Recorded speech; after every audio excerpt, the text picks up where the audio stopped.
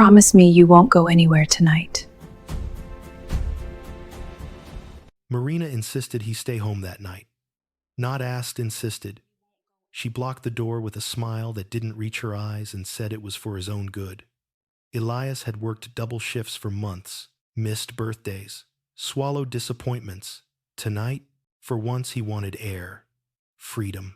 Instead, he got a cage dressed up as concern. Then his phone vibrated. A message from the neighbor across the street. Don't watch this out loud. The video opened on a dark driveway. A figure moved fast. Something was placed near Elias's gate. The timestamp said earlier tonight, while Marina was telling him she felt unsafe and needed him close. In that moment, the house felt staged, the love rehearsed, and the night suddenly dangerous. Whatever Marina was hiding, it was bigger than a lie, and it had already begun. Tell me, where are you watching from? And what time is it right now? And if you're new here, don't forget to subscribe for more stories like this. Marina insisted he stay home that night. Not asked, not suggested, insisted softly, firmly, with that careful tone she used when she wanted something without inviting questions. She stood between Elias and the front door, one hand resting on the lock as if it belonged to her now, smiling like a woman who had nothing to hide. You're exhausted, she said. Just stay. For me, Elias had worked double shifts for weeks, filling in for two men who quit without notice. He had skipped dinners, canceled plans, learned how to sleep in fragments. Tonight was supposed to be different. A quiet drink with co-workers, noise, laughter, proof that his world was bigger than this house and the slow pressure that lived inside it. But Marina didn't move. There was something off about her eyes. Too alert, too focused. She kept glancing toward the window that faced the street, then back to him, like she was waiting for a cue only she could hear.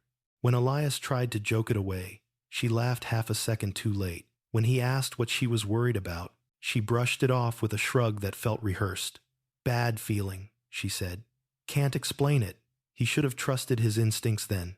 Instead, he trusted the history. 5 years of marriage. 1,000 small compromises.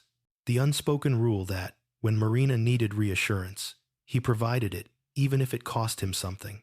So, he stayed. The house felt quieter than usual. Not peaceful, watchful. Marina cooked dinner she barely touched, sitting across from him with her phone face down on the table. She asked questions that didn't land. How was work? Did he hear about the accident on the highway? Was he feeling okay? Between each sentence, her fingers tapped once against the screen. As if checking time, Elias noticed details he couldn't name yet. The faint smell of a cologne that wasn't his, clinging to the hallway air, the way Marina subtly guided him away from the living room window when headlights passed outside, the fact that she locked the door behind him when he went to throw out the trash, then unlocked it again too quickly when he returned. He told himself he was tired. Overtired people imagine things. Then his phone vibrated. A message from Caleb, the neighbor across the street. They weren't close. Polite nods. Borrowed tools. The occasional complaint about parking. The text was short. Careful. Don't watch this out loud. Don't let her see. Elias's chest tightened. He glanced up. Marina was rinsing dishes, her back turned, shoulders tense. He lowered the phone beneath the table and tapped the video. The screen filled with grainy footage, night vision, his driveway. The timestamp burned white in the corner, earlier that evening. The gate, the shadows stretching long under the street lamp. Then, a figure entered the frame, hood pulled low, moving fast and purposeful. The person crouched near the side of the gate, placed something on the ground, adjusted it, then disappeared into the dark. Elias's mouth went dry. The video ended. Another message followed immediately. There's more, but I don't think you should confront anyone yet. Elias looked up slowly. Marina had turned around. She was watching him now, eyes searching his face with an intensity that made his skin prickle. You okay? She asked. He nodded too fast, slid the phone into his pocket. Just tired. Her gaze lingered, measuring. Then she smiled again, softer this time. and walked toward him. She touched his shoulder like a reward, like reassurance. The contact felt wrong. That was when Elias understood the unfairness of it. He had done nothing to deserve this moment. The confusion, the fear, the creeping sense that he was already late to his own life. He had stayed faithful, predictable, safe, and somehow that had made him vulnerable. Marina leaned in, resting her head briefly against his chest. He felt her heart racing through the fabric of her sweater. "Too fast for comfort? Promise me you won't go anywhere tonight," she said quietly. He didn't answer right away. From the corner of his eye, he saw movement outside. A car passing slower than usual. Headlights dimmed. The house no longer felt like shelter. It felt staged, like a set built for something he hadn't agreed to perform. Elias thought of the video, the timing, the insistence. The way Marina had been watching the street before she ever mentioned staying in. Whatever she was hiding, it wasn't small and it wasn't impulsive. He wrapped an arm around her, because that was what she expected, because survival sometimes meant pretending you didn't know you were standing at the edge of something dangerous. In his pocket, his phone buzzed again, silent, insistent, full of answers he wasn't ready to hear. Outside, the night pressed closer, and somewhere between the locked doors and Marina's practiced calm, Elias realized this wasn't just about staying home. It was about being exactly where someone else needed him to be. Elias barely slept, not because of noise, but because of silence, the kind that hums in your ears and makes every shadow feel intentional. Marina lay beside him, breathing evenly, one arm draped across his chest like an anchor. He stared at the ceiling, replaying the video in his head frame by frame, wondering how many times danger had already crossed his path without him noticing. Just before dawn, he slipped out of bed. Marina stirred, murmured something soft, then went still again. Elias paused, listening. When her breathing settled back into rhythm, he moved. The phone buzzed as soon as he stepped into the bathroom. Another message from Caleb. "I've got a second angle. Different camera.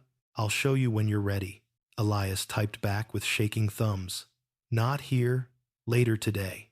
He splashed water on his face and studied his reflection. He looked older than last night, like someone who'd crossed the line without moving an inch.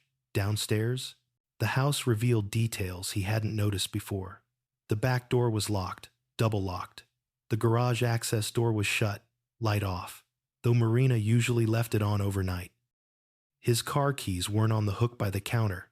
He checked his jacket pocket. Nothing. A cold thread pulled tight in his stomach. He found the keys 10 minutes later on the kitchen island, placed neatly beside his wallet, as if someone wanted him to notice they'd been moved. Marina came down, dressed for work, earlier than usual, hair pulled back too carefully. She kissed his cheek, asked if he'd slept. He said yes. She smiled like that mattered. "I just don't want you going out tonight either," she said casually, pouring coffee. "The neighborhood's been weird." "Weird how?" Elias asked, keeping his voice level. She hesitated. "Just weird." He watched her hands. She wasn't shaking now. She was controlled, alert, ready. After she left, Elias waited 5 full minutes, then stepped outside. The morning light made everything look ordinary. His driveway was empty. The gate stood closed. If he hadn't seen the video, he would have believed nothing had happened. Caleb waved from across the street, subtle, then tilted his head toward his house. Inside Caleb's living room, the curtains were drawn. Monitors lined a small desk camera feeds labeled by angle and timestamp. Caleb scrubbed through footage without a word, then paused on a frame. "Here," he said quietly. It was the same figure from before, clearer now. The hood slipped just enough to show a jawline Elias recognized instantly. His chest tightened. "Trent," Elias said. "Not a question." Caleb nodded. "You know him." "Used to," Elias said. "Old acquaintance. Bad timing. A man who always seemed to need something and disappear once he got it." Another clip played. Earlier in the evening, Marina stepped into frame near the curb, phone to her ear. She looked over her shoulder, then leaned in toward Trent's car. The audio was muffled, but the body language was unmistakable, familiar, Coordinated? Elias felt heat rush to his face. Embarrassment came first, then anger, then something worse, clarity. She wanted me home, Elias said slowly. She needed me here. Caleb didn't answer. He didn't need to. Elias returned to his house wearing obedience like armor. He answered Marina's texts promptly. He asked about her day. He agreed when she suggested dinner in. He watched as she subtly repositioned lamps, closed blinds, nudged him away from certain rooms. At one point, he noticed a small black device tucked beneath the side table in the living room. Not plugged in, just placed. He didn't touch it. That night, Marina poured wine again. He pretended to drink, watching her reflection in the glass cabinet as she checked her phone. Her patience was thinning. He could feel it. A car passed outside, slowed, continued. His phone vibrated. A single word from Caleb. Now, Elias excused himself to the bathroom and watched another clip. Trent, crouching near the gate, taping a small package beneath a planter. The timestamp matched Marina's insistence almost perfectly. When Elias returned, Marina was standing in the hallway, blocking his path. "Promise me," she said, "you won't leave." He nodded. He smiled. He wrapped his arms around her and felt her relax against him, satisfied. In that moment, Elias understood the trap. Staying home wasn't about safety. It was about positioning, timing, witnesses, control. He didn't know exactly what she'd planned, but he knew one thing for certain. If he made the wrong move now, he might not get another chance. By morning, Elias had learned how to move without being seen. Not physically, he still walked the same halls, poured the same coffee, but internally, something had shifted. He listened more than he spoke. He watched reflections instead of faces. He measured pauses. Marina acted normal, with an effort that betrayed her.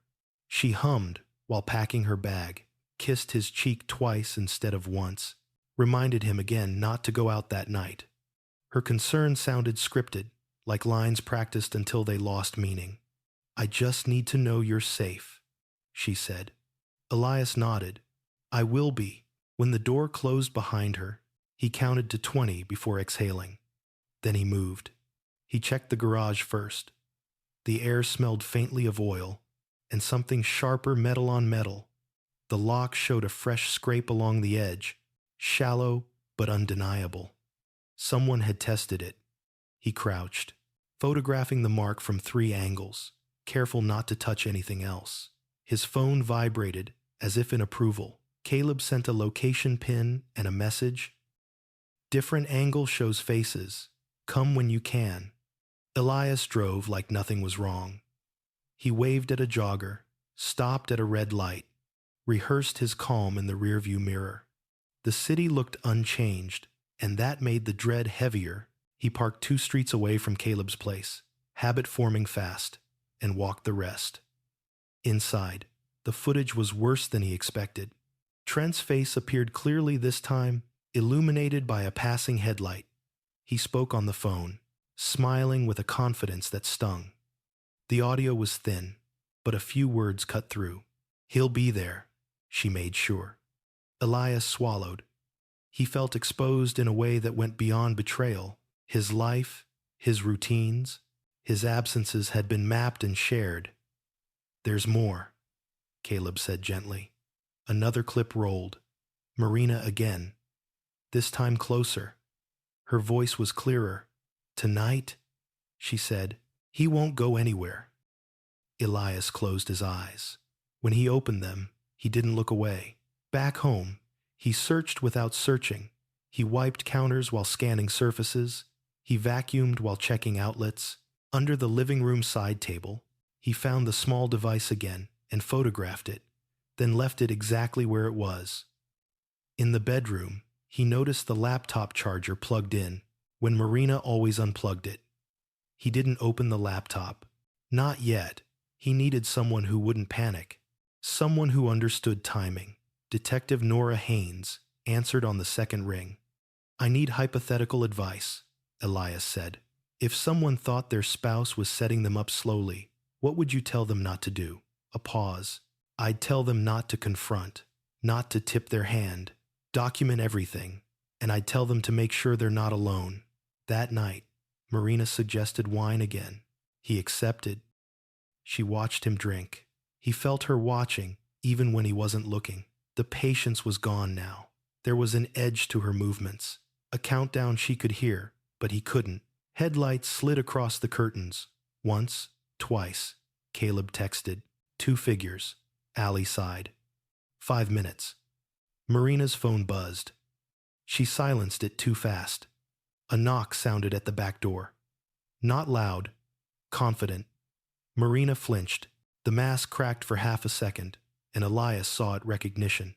"Who is it?" Elias called, already moving away from her, heart hammering. She grabbed his arm. "Don't. It's probably nothing." Another knock. Harder. Elias locked himself in the hallway and hit record on his phone. "Who's there?" he called again. A voice hissed his name through the door. Familiar. Too familiar. Then sirens, distant but growing. The knocking stopped. Footsteps retreated. Something fell against the porch with a soft clatter. Nora arrived minutes later with another unit. The package taped beneath the planter contained cash, a burner phone, and a key labeled with a storage unit number. Marina's story changed twice in 5 minutes. By the time the porch light clicked off, the night had turned, the trap had missed its mark, and the truth, finally exposed to air, had nowhere left to hide. Morning brought consequences, not the loud kind, no slammed doors or shouted accusations, but the heavy, suffocating kind that settled into every corner of the house. Marina moved through the kitchen like a guest who had overstayed her welcome, careful not to touch Elias, careful not to look directly at him. She spoke in fragments. He answered in complete sentences. The imbalance felt deliberate. Detective Nora returned just after 9. She was calm, professional. Carrying a folder that looked too thin for the weight it held, Marina watched from the hallway, arms folded tight across her chest. "We're going to ask a few clarifying questions," Nora said, separately. Marina objected at once. Elias said nothing. Silence, he was learning, was a form of leverage. In the spare room, Nora laid out what they had without drama. The footage, the timestamps, the planted package, the burner phone that had already begun to sing once its call logs were recovered. Elias listened as if hearing a story about someone else, nodding when expected, wincing when necessary. "She hasn't confessed," Nora said. "But she's inconsistent. That matters." "What happens now?" Elias asked. "Now we watch," Nora replied. "And we wait." Marina was allowed to leave for work. She hugged herself before stepping outside, then stopped, turned, and looked at Elias like she wanted to say something sharp enough to wound him. Instead, she smiled thinly and walked away. As soon as she was gone, the house exhaled. Elias sank onto the couch and let the weight hit him. Betrayal wasn't loud, it was corrosive. It ate at memory, rewrote conversations, turned affection into evidence. Caleb came over with coffee. They sat at opposite ends of the table, like men at a truce. "I backed everything up," Caleb said. "Cloud and physical." "Thank you," Elias said. It felt inadequate, but it was all he had. They went through Marina's laptop together, not snooping, documenting, hidden folders, screenshots of insurance policies, notes with dates circled in red, messages from a contact saved under a woman's name that wasn't a woman at all. The language was transactional, cold. One message made Elias's hands shake. "He trusts you. Keep him home. We need him present, like a prop, like a requirement." Nora called in the afternoon. "We've identified a third party," she said. "Name's Sloan Mercer, financial consultant, not licensed, known to broker, arrangements." Elias closed his eyes. The world narrowed to a single point of clarity. This wasn't panic or impulse. It was design. That night, Marina returned late. She looked exhausted, eyes rimmed red, posture rigid. She avoided the living room and went straight to the bedroom. Elias heard drawers opening, closing. Too fast. He didn't follow. He sat at the table and waited. When she finally emerged, she carried anger like armor. "So," she said, "you and the neighbor, playing detective?" "We're playing safe," Elias replied. Her laugh was sharp. "You think I'd hurt you? I think you wanted me exactly where you put me," he said quietly. She stared at him, searching for weakness, finding none. She pivoted. Tears came easily now. Practiced. "You're paranoid. You always have been. Working too much. Imagining enemies." Elias stood. "I know about Trent." Her face stilled. Not shock. Calculation. "I know about the package," he continued. "The messages, the timing." The tears vanished.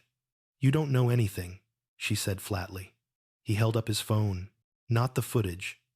Just the act of holding it. She recoiled as if burned. That was enough. Marina tried to leave. Nora was waiting outside. The arrest didn't happen that night. Evidence still needed to settle. Threads needed pulling. But the balance of power had shifted, and Marina felt it. Elias watched as the woman he thought he knew unraveled into someone colder, sharper, desperate to regain control. In the days that followed, Elias slept on the couch. He changed passwords. He documented everything. He learned how to exist in his own home, like a guest alert, cautious, alive. One evening, he stood at the window and watched the streetlights flicker on. For the first time since the video, he felt something like resolve. They had tried to turn his life into a stage. He would make it a courtroom instead. The house became a grid of quiet rules.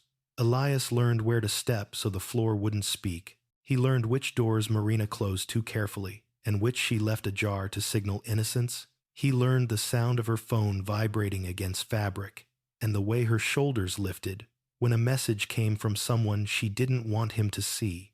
Nora's guidance echoed in his head. Document, don't confront. So Elias documented everything. Times, glances, the sudden interest Marina took in where he parked his car. The way she suggested he switch shifts, just for a week, her voice smooth, her eyes sharp. He wrote it down like a witness to his own life. Caleb installed another camera, higher this time, catching the alley and the side gate. Elias hated how quickly he accepted the help. A week ago, this would have felt like paranoia. Now it felt like oxygen. Marina began telling stories. Small ones at first. A break-in, 2 streets over. A co-worker followed home. A news article she'd read somewhere about rising crime. Elias checked every claim. Most didn't exist. The ones that did were twisted just enough to support her version. She also became generous in a way that felt transactional, cooking his favorite meals, touching his arm in public, laughing louder than necessary. It was like watching someone paint over a crack in the wall without fixing what caused it. One afternoon, while Marina showered, Elias checked the mailbox and found an envelope addressed to him in unfamiliar handwriting. Inside was a handwritten note and a photocopy of a document. A life insurance rider, his name circled. The amount increased significantly. The date was recent. His hands shook. He took photos, returned everything exactly as found. That night, Marina asked him to sit with her. She chose the couch beneath the device he'd photographed days earlier. He wondered if she knew it was there, or if someone else was listening too. "You've been distant," she said. "It hurts." Elias met her eyes. "I'm paying attention." She flinched, recovered. "I just want us to be okay." "We will be," he said, and meant something very different from what she heard. The next message from Caleb came with urgency. Trent contacted Sloan. "Meeting tomorrow. Storage unit." The key from the porch suddenly made sense. Nora coordinated quickly. They wouldn't raid yet. They needed intent. They needed timing. Elias agreed to play, confused, vulnerable. He hated himself for how easy it was. All those years of being dependable had trained him for this role. Marina noticed the shift immediately. She relaxed when he asked questions that led nowhere. She smiled when he mentioned money, stress. She leaned in when he admitted he felt lost. Each reaction confirmed the worst part. She wanted him smaller. The night before the planned meet, Marina suggested a drive. Clear your head, she said. Just us. Elias declined gently. I'm tired. She watched him for a long moment. Then she nodded. Of course. At midnight, headlights slid across the bedroom ceiling. Elias didn't move. His phone buzzed silently. They're here, Caleb wrote. Footsteps passed along the fence line. A shadow paused at the gate. The lock clicked softly, then stopped. Someone cursed under their breath. Elias lay still, counting breaths, trusting the plan. Sirens rose in the distance. The shadow vanished. In the morning, Marina was quiet. Too quiet. She didn't insist he stay home. She didn't ask where he was going. The absence of control was a tell. Nora called before noon. We've got enough, she said. But there's one more piece. What? Elias asked, intent from Marina, clear, unambiguous. That evening, Elias found it, an unsent message on Marina's phone, left open on the counter, like a mistake meant to be found. He won't leave tonight. Do it clean. Elias photographed it, hands steady now. He felt grief. Yes, but also something like relief. The ambiguity was gone. When Marina came home, she knew. He saw it in her eyes. The game was ending. She tried to spin it into love, then into fear, then into blame. When none of it worked, she went still. You think you won? She said. I think I survived, Elias replied. Outside, the streetlights came on. The house, once a stage, felt like evidence. And for the first time since the night she insisted he stay home, Elias believed the story would end on his terms. Marina didn't sleep that night. Elias knew, because neither did he, and the house carried the restless echo of two minds moving in opposite directions. She paced softly, bare feet tracing familiar routes, as if muscle memory might comfort her. He stayed still, counting the pauses between her steps, the moments when she stopped near the bedroom door and listened for his breathing. By morning, the air felt scraped clean. Marina left early without a word, her keys jingling too loudly. The front door closing with finality instead of care. Elias waited until her car disappeared before he moved. He gathered what he needed, with methodical calm. The photos, the timestamps, the copied messages, the insurance rider, the image of the unsent text. He didn't rush. Rushing had never helped anyone survive. He sent everything to Nora and to Caleb, redundancy stacked on redundancy, then sat at the kitchen table and let his hands rest flat against the wood until the tremor passed. Nora called back within minutes. We're close, she said. But close is the dangerous part. Elias understood. Close meant choices. Close meant someone would try to change the ending. By afternoon, the house felt invaded by memories that no longer fit. The framed photos on the wall, vacations, birthdays, quiet smiles, now read like props borrowed from another life. Elias took them down one by one. Not out of anger, but out of necessity. He needed clean sightlines, clean thinking. Caleb stopped by with a bag of groceries and the unspoken understanding that neighbors could become family when the world narrowed. They ate standing up, trading updates in low voices. Trent's sloppy, Caleb said. Confidence does that. He thinks she's got you locked down. Elias nodded. She wants me predictable. Then don't be, Caleb said. Elias smiled faintly. He had already decided. When Marina returned that evening, she found him on the couch, shoes on, jacket folded beside him. He looked smaller somehow, subdued, she noticed. Relief softened her face. You okay? She asked, cautious kindness back in place. Just tired, he said. Been thinking about money. Her eyes sharpened.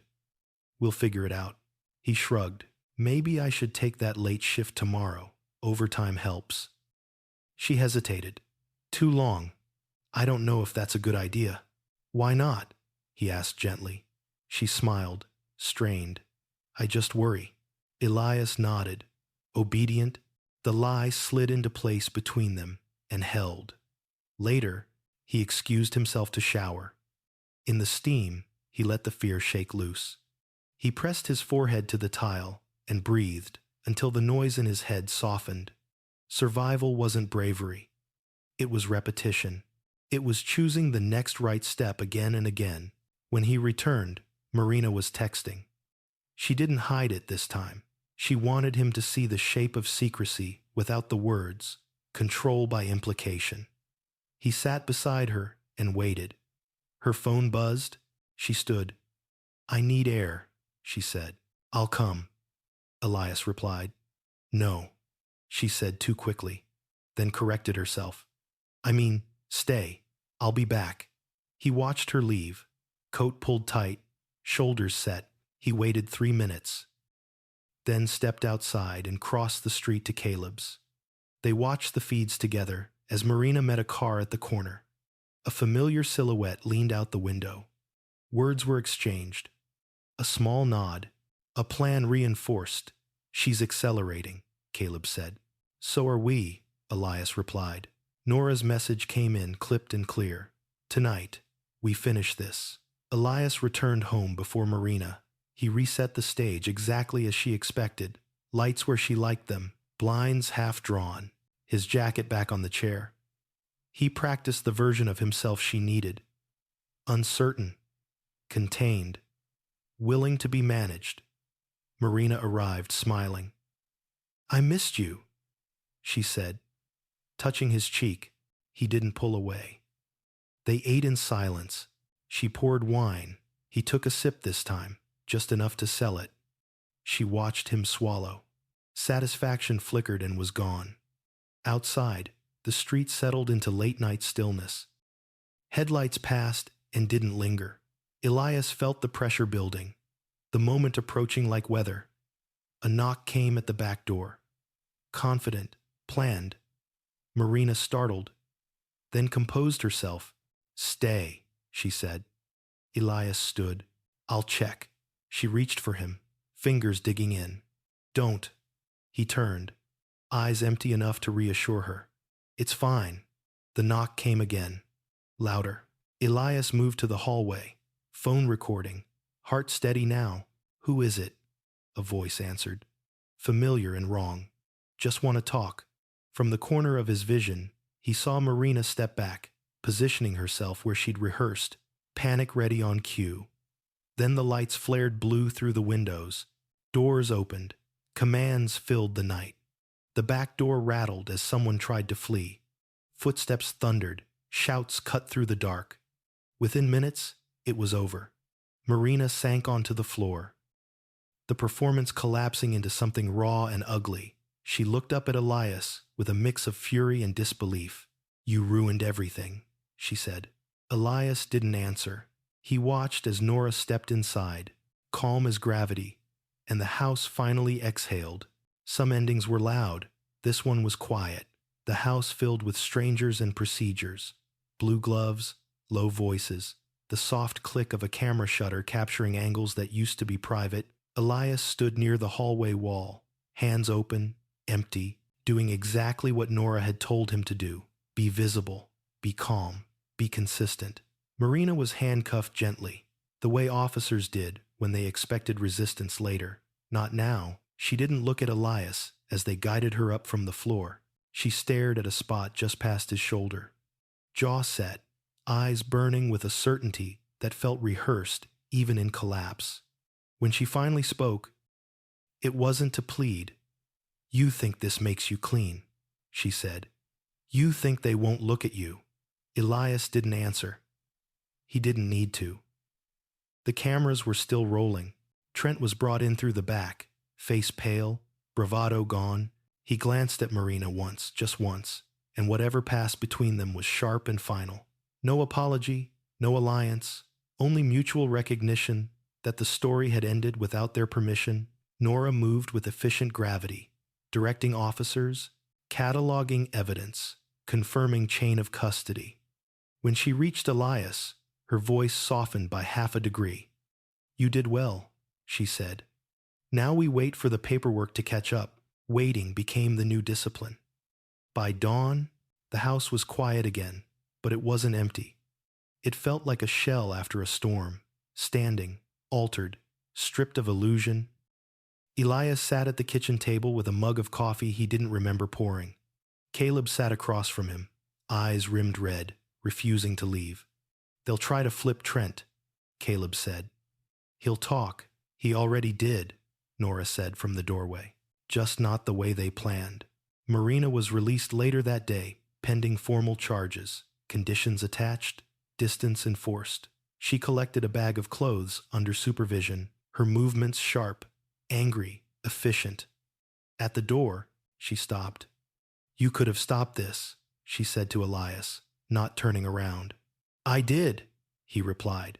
The door closed, the lock clicked. The sound felt like punctuation, days blurred into statements and affidavits. Elias told the same story again and again, careful to keep the facts clean and the emotions out of it. He learned how easily language could become a trap. He learned to pause before answering, to let silence work. Nora called him in one afternoon, her office lit by winter sun. She slid a folder across the desk. Inside were transcripts, timelines, names he hadn't known before. Sloan Mercer's fingerprints ran through everything: insurance manipulation, shell accounts, staged emergencies. Marina's messages sat in neat rows, stripped of tone, devastating in their simplicity. She was the hinge, Nora said, not the architect, but essential. Elias nodded. He felt hollow and precise at the same time.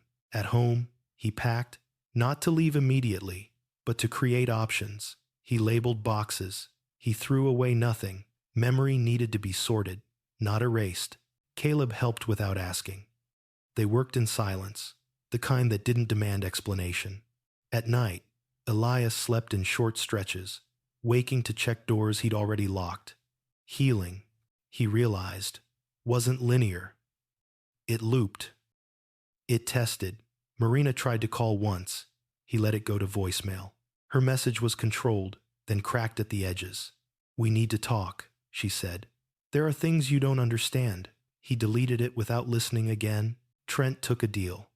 Sloan vanished for 48 hours, and then resurfaced under pressure. Accounts frozen, leverage gone. The net tightened, patient and unglamorous. One evening, Elias stood in the living room and noticed the device under the side table again. He unplugged it this time, held it in his palm. It felt small, inadequate. He set it on the counter like a dead insect and took a photo for the record. Then he threw it away. Weeks passed. The house changed as he did, lighter, quieter, less performative. He replaced the blinds, let sunlight in. He learned to sit with discomfort without explaining it away. The hearing came and went. Charges followed. Consequences stacked. Marina's eyes found his once across the room, searching for something he no longer carried. He looked past her. Afterward, outside the courthouse, the air felt clean. Elias breathed like someone who had learned the value of oxygen. Caleb clapped him on the shoulder. "You good. Getting there," Elias said. That night, alone, he walked through the rooms one last time before sleeping. Not to check for danger, to say goodbye to the version of himself who hadn't known. He stood at the back door, hand on the lock, and felt finally unafraid. The quiet that followed was different from before. It wasn't watchful. It didn't hum. It simply existed, wide and unfamiliar, like a room after the furniture had been removed. Elias woke early and didn't reach for his phone. He lay still, listening to the house breathe, learning the sound of safety without supervision. He started with small acts. He changed the locks himself, turning the screws with steady hands. He deleted shared calendars. He closed joint accounts and opened new ones. Alone. Each task felt ceremonial, less about logistics and more about reclaiming authorship over his days. Therapy began the following week. The first session was mostly silence. Elias sat with his hands folded, eyes on the carpet, waiting for a question that didn't come. When the therapist finally spoke, it wasn't to probe the betrayal. It was to ask where Elias felt the tension now. "In my chest," he said after a pause. Like I'm bracing for impact that already happened. She nodded. Your body learned something your mind is still catching up to. Outside, winter softened into something brighter. Elias walked more. He learned which streets felt safe, which corners held echoes. He avoided the alley for a while, then didn't. Healing arrived in increments so small they could be mistaken for nothing. Marina's name surfaced in updates from Nora. Procedural, factual, bail conditions, court dates. Elias asked not to be notified unless necessary. He didn't want anticipation to become a habit again. Caleb remained a constant, steady as weather. They fixed a fence together one Saturday, the work physical and wordless. Halfway through, Caleb said, "You know you don't owe me anything." "I know," Elias replied. "That's why it matters." The trial date was set. Elias prepared without rehearsing. He reviewed facts once, then put the folder away. He refused to practice anger. When the day came, he wore a simple suit and carried nothing he didn't need. Inside the courtroom, time behaved strangely, stretching, compressing, pausing on details that once would have shattered him. Marina sat at the defense table, composed, eyes forward. When she glanced back, Elias was looking at the judge. Testimony unfolded like a map he already knew. Messages read aloud. Footage played. The unsent text entered into record, stripped of ambiguity.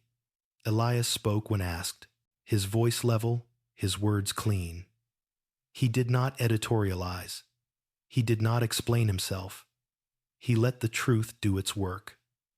During a recess, Marina approached him, her voice low. "You always needed to be right." Elias met her gaze. Steady, "I needed to be alive." She laughed, brittle. He walked away. The verdict came later, measured and exact. Consequences were assigned. Appeals discussed. Elias felt neither triumph nor relief, just a quiet settling, like dust after movement. That evening, he returned home and began the last task he'd been avoiding. He boxed the remaining photos, not to erase them, to contextualize them.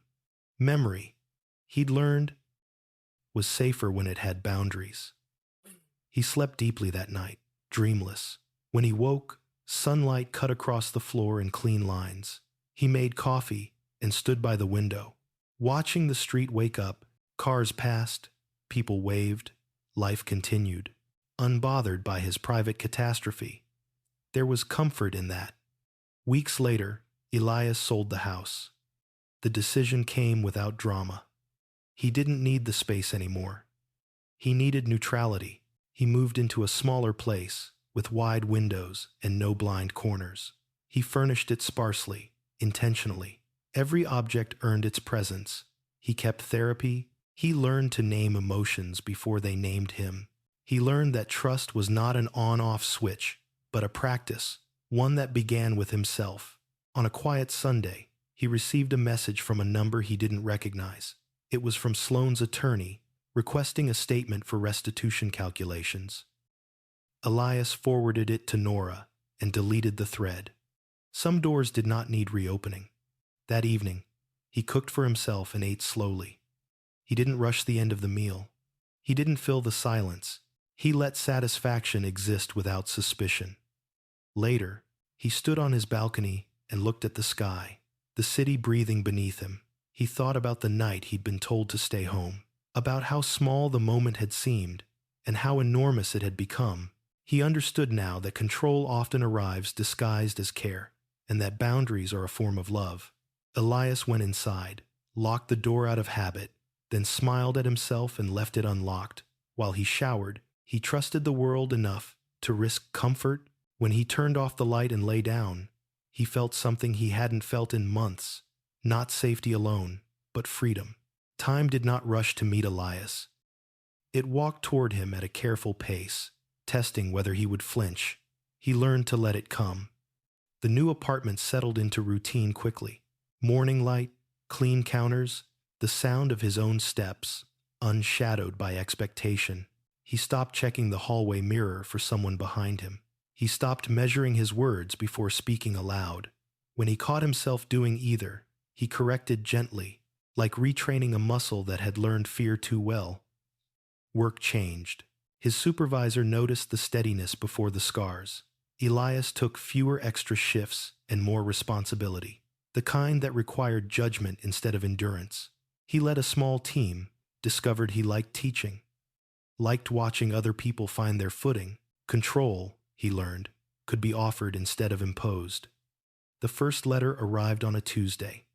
Marina's handwriting on the envelope tight, precise, made his chest tighten before he'd read a word. He opened it anyway, because avoiding reality had never protected anyone. The letter was an apology in structure and an argument in disguise.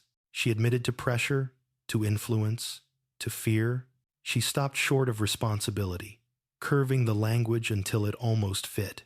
Elias folded the letter once and put it in a drawer he labeled closed. He did not respond. Caleb came by that evening with takeout and an easy grin that didn't demand conversation. They ate on the floor because the table hadn't arrived yet. Halfway through, Caleb said, "You're different." "Better?" Elias asked. "Quieter." Caleb said, "In a good way." They laughed. The sound surprised them both. Nora checked in periodically, updates without drama. Appeals filed, motions denied, dates moved. The machinery of justice hummed along, patient and exacting. Elias stayed informed without being consumed. He learned to hold knowledge without letting it sharpen him. Therapy took a turn toward rebuilding. Trust exercises, boundary mapping. The therapist asked him to name what he wanted now, not what he feared losing. He stared at the wall for a long time before answering. "Peace," he said finally, "and room to grow without permission." She smiled. "Those are compatible." He began saying yes to invitations that felt safe, and no to ones that felt performative. He met people without offering his history as an introduction. When asked, he told the truth plainly and stopped there. He discovered that most people didn't need the details to understand him. One afternoon, while sorting mail, he found a notice about the storage unit, the one whose key had been taped under his planter months ago. The account was closed, contents seized. Case referenced. Elias felt a flicker of something like closure. Brief and bright, then gone. He took a walk. The city smelled like rain and coffee. He crossed a street he used to avoid and didn't speed up. Progress, he realized, often looked like ordinary courage. Another letter arrived weeks later. This one from the court clerk, formal, impersonal. A restitution figure, a schedule, a request for confirmation. Elias signed and returned it. Money would never balance what had been attempted, but it could mark the end of a chapter. He allowed himself that symbolism. Caleb moved into a new place across town. On moving day, Elias helped carry boxes and found himself smiling without effort. Friendship, he'd learned, didn't require proximity, just presence. When it mattered, at night, Elias sometimes dreamed of doors. In the early weeks, they wouldn't open. Later, they opened onto empty rooms. Eventually, they opened onto light. He woke each time with less residue. Spring arrived quietly. Elias bought a plant and kept it alive. He hosted a small dinner and didn't rehearse the conversation beforehand. He laughed at a story and felt it land in his body instead of bouncing off armor. On a warm evening, he sat on the balcony and watched a storm build in the distance. He thought about the night he'd been told to stay home, the smile that hadn't reached Marina's eyes, the cage disguised as concern. He understood now that injustice often begins with being asked to make yourself smaller for someone else's comfort. He stood as the first drops fell and let the rain touch his face. It felt like punctuation, not threat. Later, as the city cooled, his phone buzzed with a message from an unknown number. He waited. When it buzzed again, he opened it. A single line. "I hope you're okay." He typed a response and erased it. He didn't owe closure to anyone who had tried to take his future. He set the phone down and returned to the sound of rain. Elias slept that night with the window cracked open. The city breathed, He breathed with it, and for the first time in a long while, the story felt firmly in his hands. The appeals stretched time thin, dates shifted, paperwork multiplied. Elias learned that justice did not move in straight lines. It spiraled, revisited, insisted on patience. He practiced patience like a craft, showing up, answering when asked, refusing to rehearse outcomes. When anxiety rose, he named it and let it pass. When anger flared, he wrote it down and closed the notebook. Work sent him on a short training assignment across town. New faces, neutral rooms, a chance to exist without backstory. He liked the anonymity. In the evenings, he walked unfamiliar streets and paid attention to how his shoulders felt lower, looser. He noticed how often he smiled at strangers now, unguarded. The call came on a Thursday afternoon. Nora's voice was measured as always. "They're pushing a narrative," she said. "Mutual culpability. They'll try to paint you as reckless, unpredictable." Elias felt the old heat, brief and sharp. "Do I need to do anything?" "Stay exactly who you've been," Nora replied. "Consistency is truth." At the next hearing, the defense leaned into implication. Words like volatile, stressed, impulsive. Elias listened without reacting. He knew the tactic: muddy the water. Hope doubt would cling. When he was called, he answered simply. He did not defend his character. He described events. Outside the courthouse, a reporter asked a question that felt like bait. Elias paused, then said, "I trusted someone who didn't deserve it. I'm responsible for my choices after that." He walked away. The clip aired without context. He let it go. That evening, therapy focused on boundaries under pressure. The therapist asked him to imagine the worst possible version of the story told about him and to locate the truth that remained untouched. He closed his eyes. "I stayed," he said. "I documented. I didn't hurt anyone. I asked for help." She nodded. "That truth doesn't move." Marina's second letter arrived unannounced. Shorter this time, less shape, more urgency. She wrote about loneliness, about misunderstanding, about love that had turned desperate. She did not mention the plan. Elias read it once, then placed it with the first. He did not reply. A week later, he received a call from a number he recognized but hadn't expected: Trent's attorney. The message was clipped. Trent would testify further. Names would be named. Elias forwarded it to Nora and went for a run. Sweat burned away the tremor. The next hearing was decisive. Financial trails laid bare. Messages aligned. Timelines locked. The judge asked careful questions. The answers arrived without drama. When the gavel came down, Elias felt a quiet release. Not celebration, but completion. The appeal was denied. The record set. Outside, the sky was a clean blue. Nora shook his hand. "You did the hardest part," she said. "You didn't become what they needed you to be." Elias thanked her. He meant it more than he could say. Life filled in around the absence. He joined a small climbing gym and learned how to trust his grip. He volunteered twice a month, fixing things for people who needed steady hands. He learned to accept gratitude without deflecting it. One afternoon, he received a notice of restitution payments scheduled to begin. The amount was symbolic, more than reparative. He decided to donate the first installment to a local fund for victims of fraud. The choice felt right, an arrow pointing forward. Caleb visited with a bottle of something celebratory they didn't open. They talked about nothing important and everything that mattered. At one point, Caleb said, "You know you saved yourself." One. Elias considered it. "I listened," he said. "That's all." "Listening is rare," Caleb replied. On a quiet night, Elias revisited the alley where the shadows had once felt like teeth. He stood there and breathed until the place lost its charge. Memory loosened. Space reclaimed itself. He thought about the moment he'd been told to stay home, about how easily care can become command, about how love without respect is just leverage with better lighting. He wrote it down and closed the notebook. Weeks later, A final notice arrived. Procedural. Tidy. Case concluded. Elias placed it in a folder labeled Resolved and slid it onto a shelf he didn't plan to revisit. He slept that night with the window open, the city a low chorus beneath him. When he dreamed, it wasn't of doors or shadows. It was of movement upward, deliberate, earned.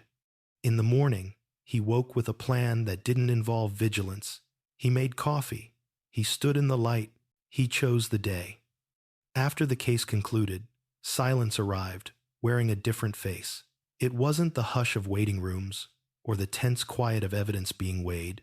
It was the absence of obligation, the sudden removal of a pressure Elias hadn't realized he'd been carrying every hour of every day. The relief was real, but it was uneven. Freedom, he learned, could feel disorienting at first. He began with structure. Mornings stayed early. Coffee stayed strong. He kept therapy on the calendar, even when he felt fine, because fine had once been a disguise for danger. In sessions, they spoke less about the past and more about the present.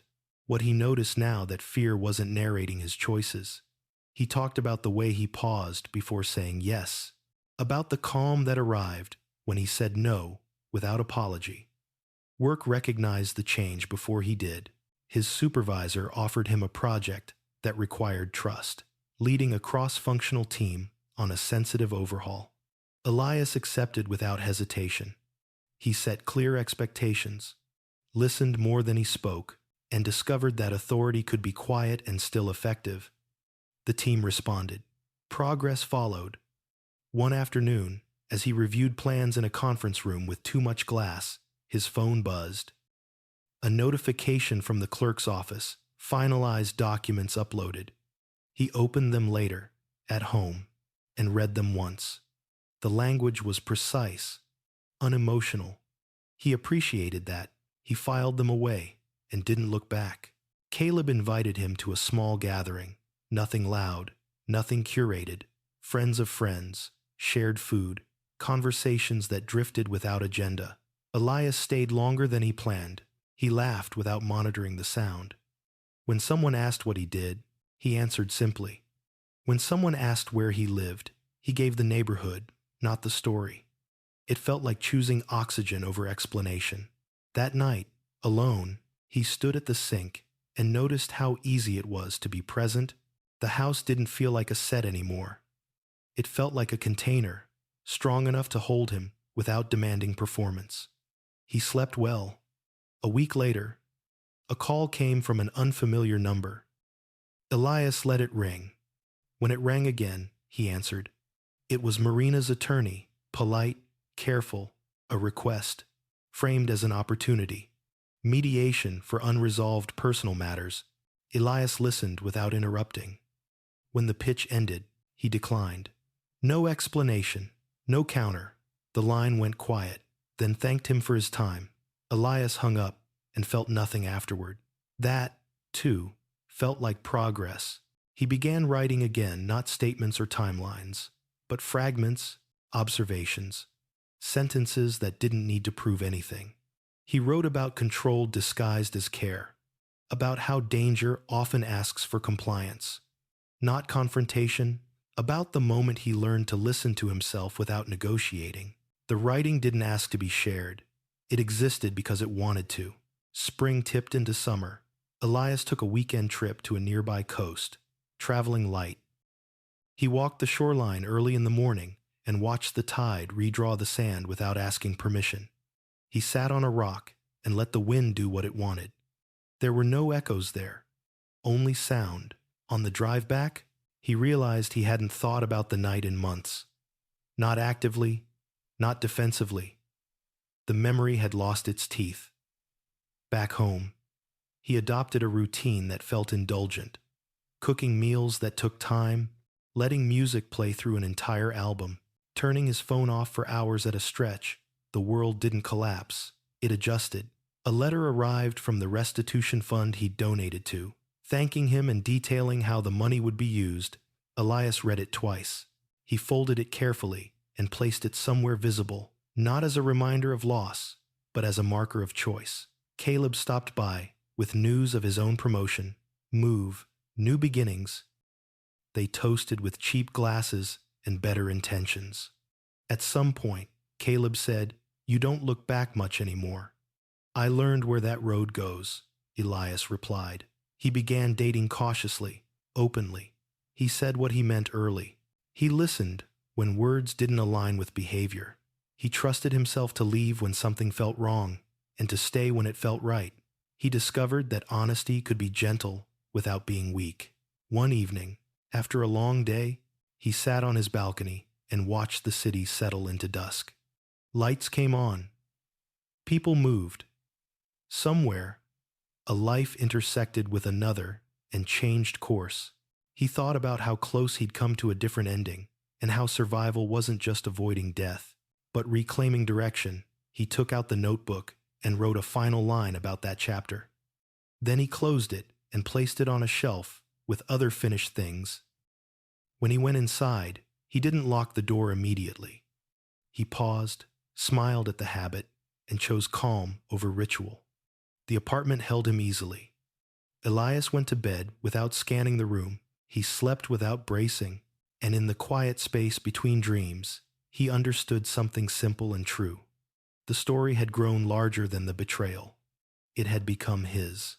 The first real test of Elias's new life arrived quietly, the way storms sometimes do, without thunder, without warning, just a shift in pressure that made the air feel wrong. It came as an invitation. A former colleague reached out about a consulting role. Short-term, well-paid, flexible hours. On paper, it was perfect.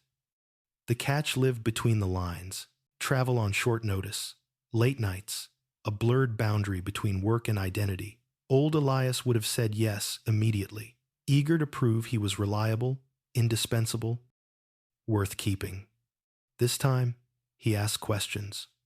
He requested clarity in writing. He asked who had final authority and how disputes were handled. The responses came back vague, flattering, evasive. He declined. The relief surprised him. It wasn't just relief from risk. It was relief from the reflex to please. He told his therapist about it, about how saying no had felt like setting down a heavy bag he'd been carrying since before he could remember why. "That's integration," she said. "You're applying what you learned." At work, the overhaul project reached a milestone. Elias presented findings to a room full of people who had opinions sharpened by habit. He listened, he acknowledged concerns, he didn't absorb hostility as proof of failure. When the meeting ended, the room felt steadier. Several people thanked him for the clarity. One of them said, "You make this feel doable." He smiled and meant it. Caleb called later with an odd request. "I found something," he said. "Not dangerous, just relevant." They met at a cafe near the river. Caleb slid a small envelope across the table. Inside was a flash drive and a note in Trent's handwriting, uneven, rushed. The note mentioned a timeline that didn't match the prosecution's summary. A detail out of place. Elias's pulse quickened, then slowed. "Did you give this to Nora?" "Not yet," Caleb said. "I wanted you to see it first." Elias read the note again. The detail wasn't exculpatory. It was worse. It suggested Marina had accelerated the plan after a setback, increasing the risk to force an outcome. It reframed her role from hinge to driver. Elias felt the familiar tug of responsibility should he push this forward. Would it change anything now? He thought of the hearings, the verdict, the cost of reopening wounds. He handed the envelope back. "Give it to Nora," he said. "It belongs with the truth, not with me." That night, the dreams returned briefly, not of doors or shadows, but of movement without destination. He woke, breathed, and let the residue pass. Progress didn't mean erasure, it meant capacity. Nora called 2 days later. "You made the right call," she said. "It won't change the sentence, but it completes the record." Elias thanked her. Completion mattered. Summer deepened. He took a week off and traveled alone, choosing a place where he knew no one. He hiked early, ate late, spoke to strangers without exchanging biographies. He felt the quiet joy of being unremarkable. On the last night, he wrote a postcard to himself and mailed it home. When it arrived days later, the message was simple. Trust what you feel. You learned this the hard way. Dating became easier, not because it mattered less, but because he did. He recognized the pull toward intensity and chose steadiness instead. He shared boundaries early and watched how they were handled. He didn't confuse charm with care. One evening, after a good meal and better conversation, someone asked him what had changed him. Elias thought for a moment. I learned that concern without respect is a warning, he said, and that listening to it isn't cruelty. They nodded. It was enough. A letter arrived from Marina's attorney, another attempt, softer than before. Elias didn't open it. He returned it unopened, with a single line written on the envelope.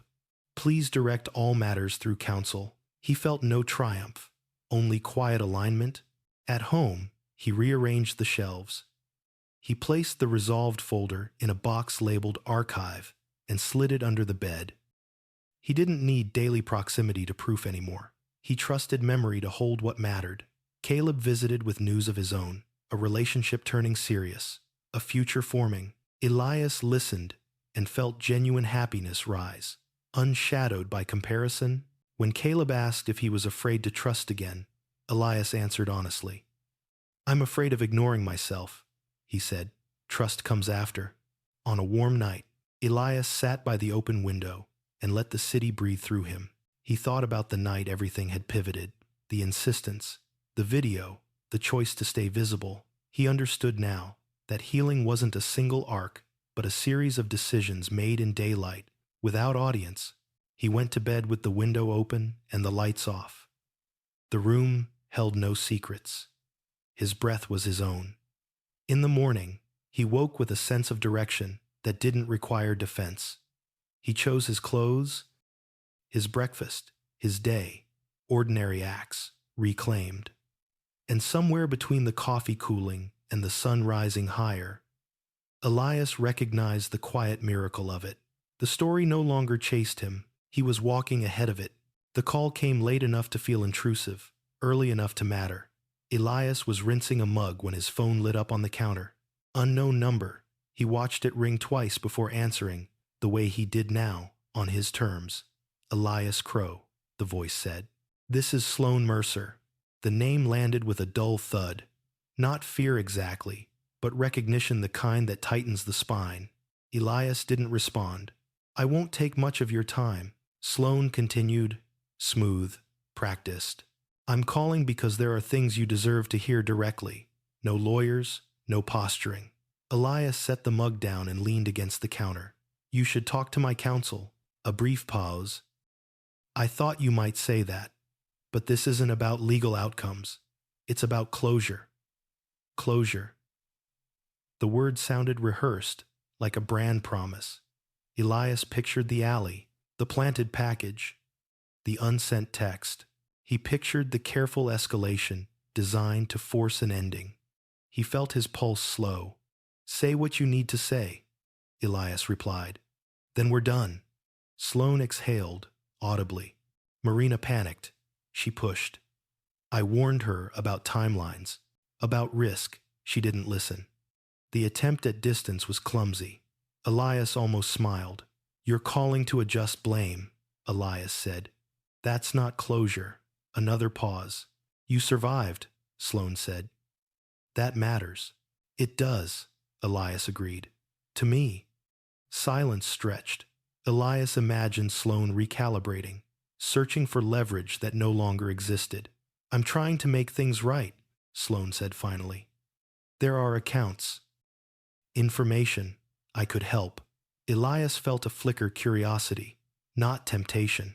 He'd learned the difference. Send it to Nora, he said. All of it. The line went dead without goodbye. Elias stood still for a moment, letting the quiet settle. He texted Nora a brief summary and returned to the sink. The mug was clean. He placed it upside down to dry and moved on. 2 days later, Nora confirmed what Elias already suspected. Sloan had offered a partial disclosure, useful, incomplete, self-serving. "We'll take what holds up," she said, "and we'll leave the rest." Elias thanked her and ended the call. He didn't feel the urge to follow the thread. He trusted the system now, not because it was perfect, but because he didn't need to manage it. The test came closer to home a week later, in the form of a knock at his door. It was early evening. The light was soft. Elias looked through the peephole and saw a woman he didn't recognize, mid-30s. Neat jacket, careful posture. She smiled when he opened the door, relief flickering like she'd been rehearsing disappointment. "I'm sorry to drop by," she said.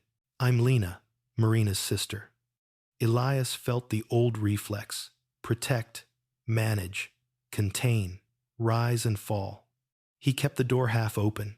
"What can I help you with?" Lena's eyes were kind, searching. "I'm not here to argue. I wanted to see if you were okay." Elias considered the question. He considered the cost of answering it. "I am," he said. "Thank you." She nodded, accepting the boundary without offense. "Marina asked me to check on you." "That won't be necessary," Elias replied gently. Lena hesitated. "She's struggling." "I believe that," Elias said. He waited. When Lena didn't move, he added, "I'm not available for contact." Lena exhaled, a small surrender. "Understood. I'm sorry for what she did." Elias met her eyes. "So am I."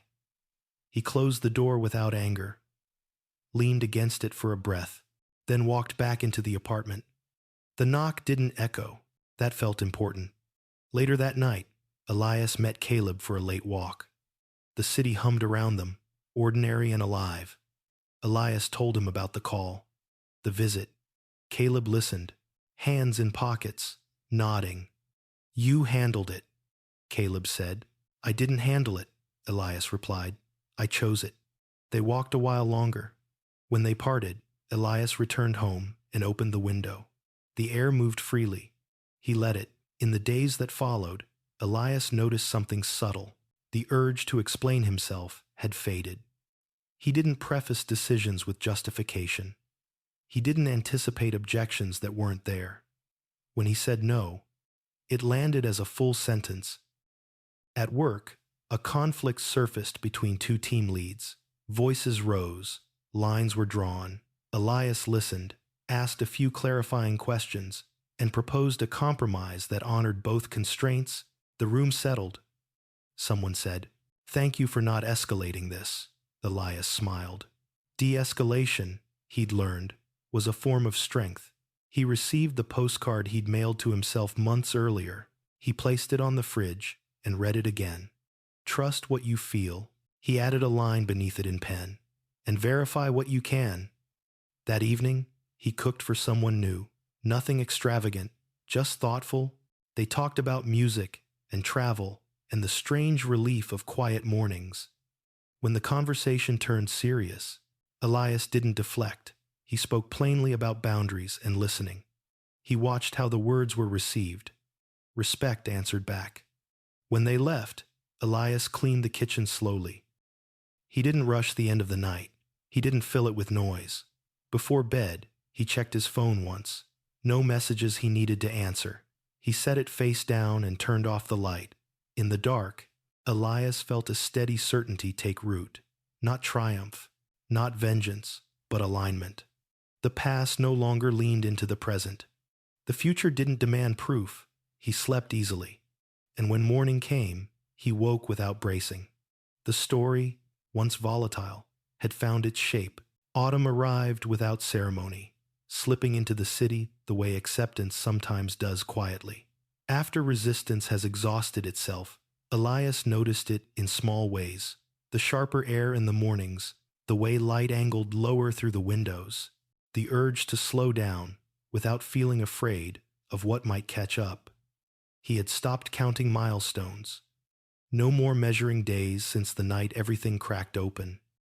Healing had moved beyond arithmetic. It lived now in texture. One afternoon, a final notification appeared in his inbox from the court system. Not a summons, not a request, A confirmation. All related matters closed.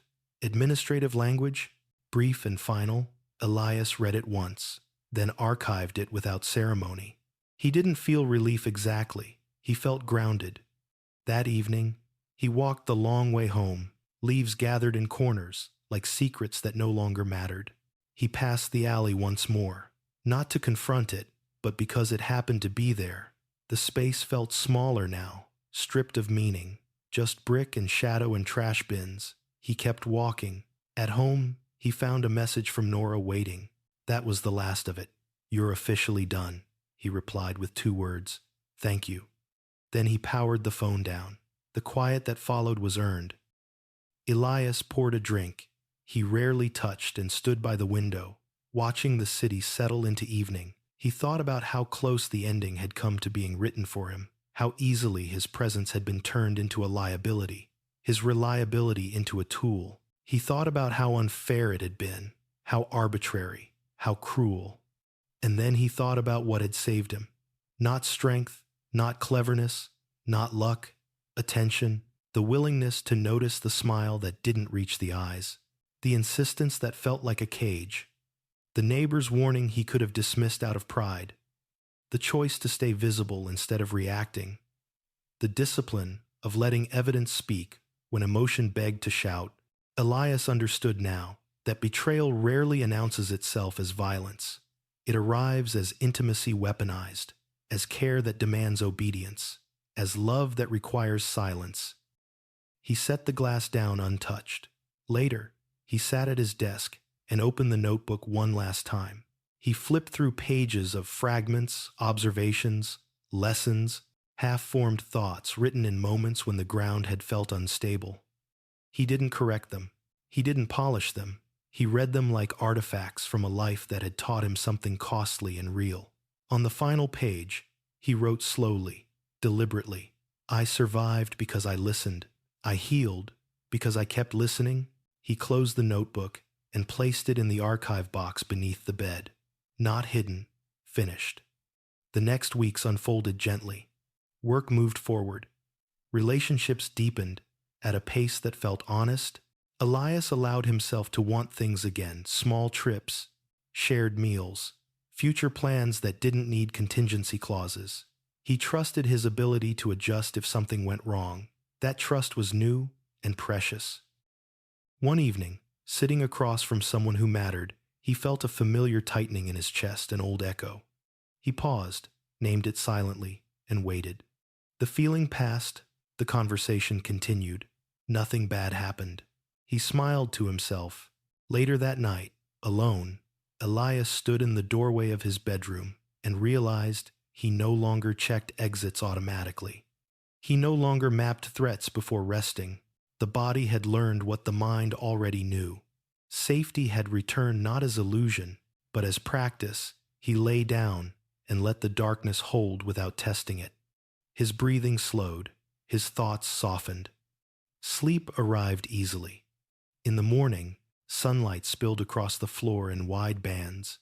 Elias woke with the quiet certainty of someone who no longer needed to look over his shoulder to move forward. He made coffee.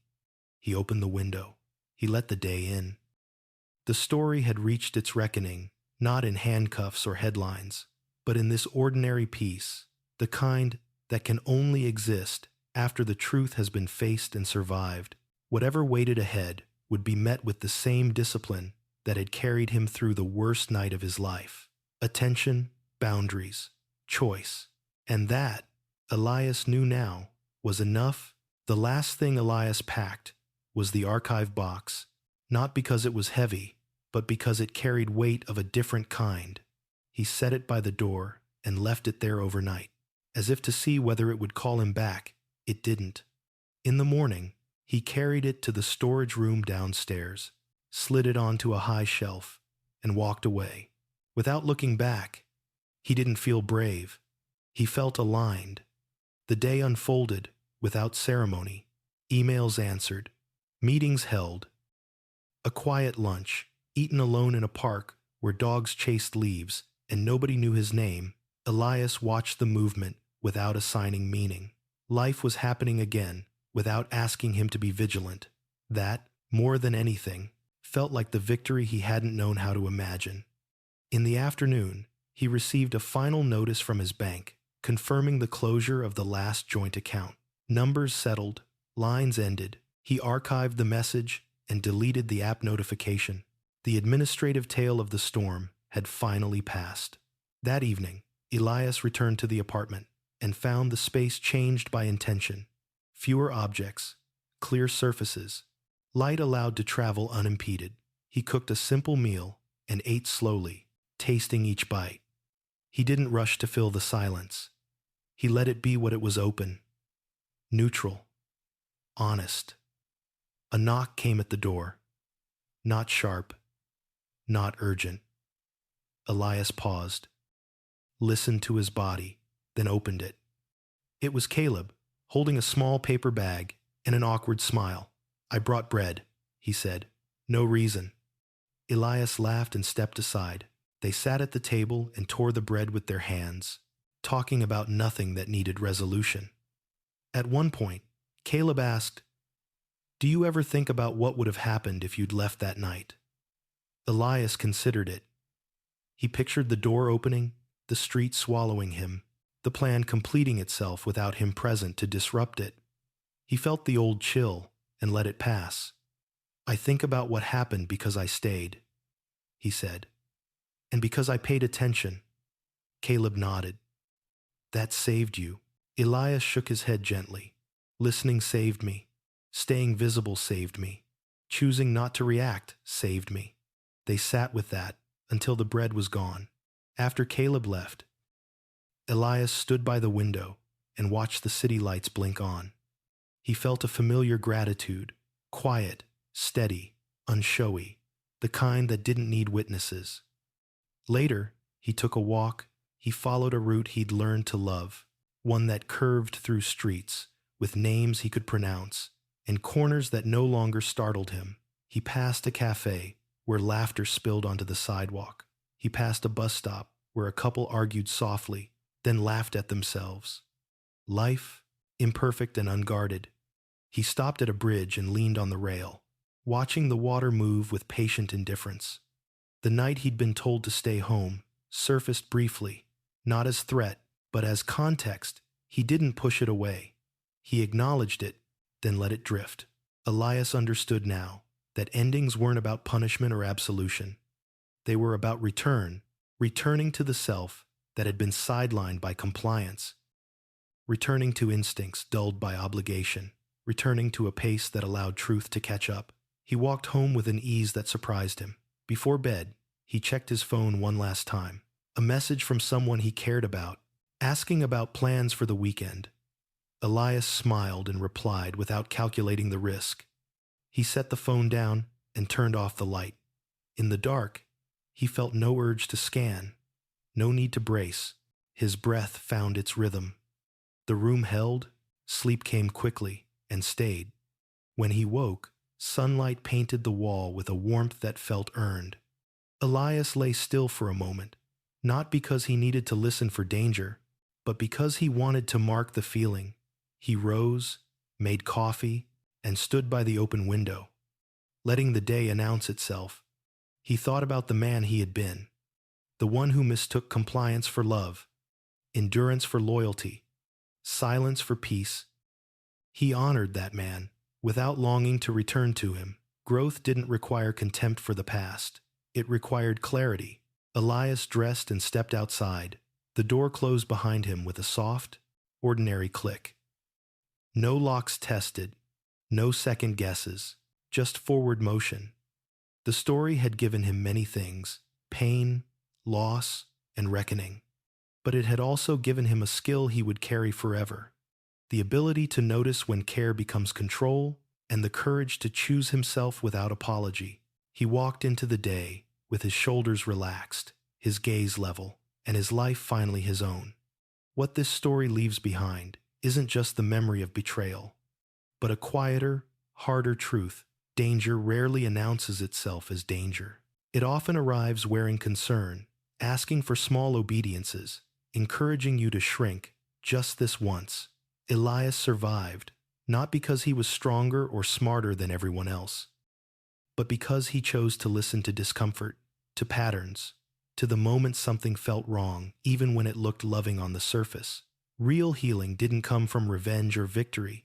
It came from reclaiming his right to trust himself again, from learning that love without respect is control in disguise, and that peace doesn't require silence, it requires boundaries.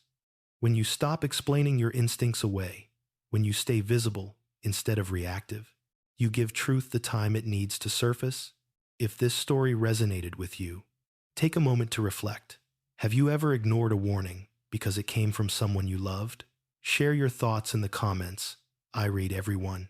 And if you value deep, cinematic stories about betrayal, resilience, and healing, subscribe to the channel so you don't miss the next journey.